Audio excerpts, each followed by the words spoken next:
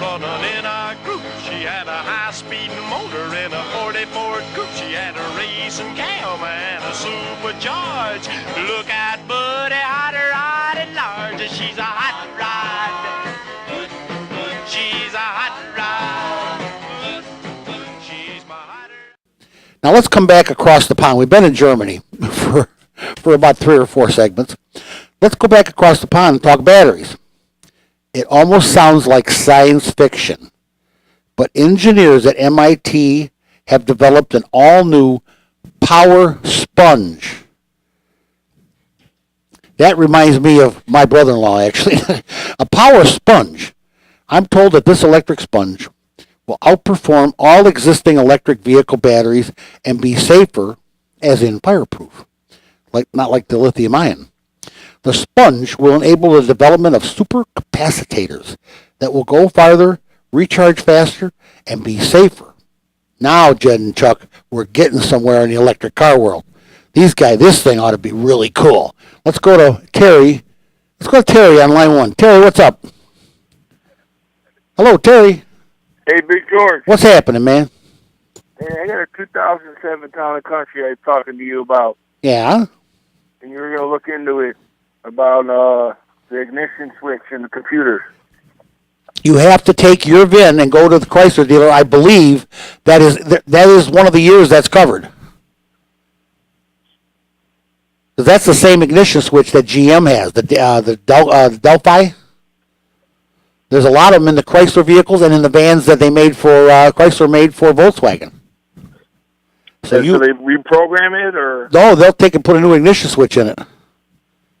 But it's got to go by the VIN. They got to look. I don't know if your actual car qualifies. If it doesn't, then we got to put an ignition switch in it.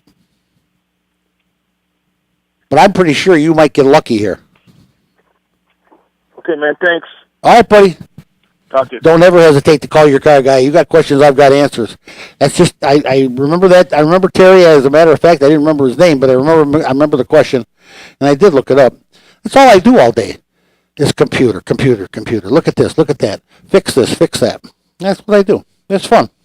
Speaking of batteries, Fiat Chrysler has stalled its corporate discussions with Samsung about using them in their car parts unit. Let's put it simple. They were looking at Samsung to develop them a really cool battery, all right? But because Samsung is busy working on their Galaxy 7 flaming phones crisis, FCA says that the talks aren't over, but they just put them on hold for a while. I don't think they want to get involved with a company that makes batteries that causes phones to burst into flames. And speaking of FCA, the Canadian government has pledged millions of loonies.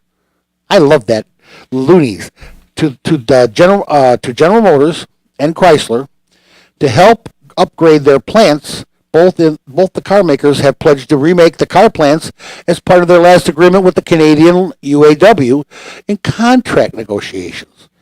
But the government's stepping in and giving them some dough. I don't care if that's the case. It keeps workers in Canada. Why can't we do something to keep workers in America? You're killing me. All right, and just south of the border, in Michigan, a group has formed in Detroit called Fontanellis Partners, and has led the investment of $2.5 million in Carguy Security. Carguy Security, it's an Israeli company that makes cyber security solutions for connected and self-driving vehicles. Carguy says their software virtually locks down the vehicle control modules or computers so that they can't get hacked. Wow, $2.5 million in Carguy. How many loonies is that? I just love loonies. In suburban Detroit, a Chinese company, Foyaho Automotive, has bought a 950,000 square foot former wallpaper maker plant to invest $70 million and turn it into automotive glass plant. And it'll create 50 plus new jobs for Americans. A Chinese company is doing that.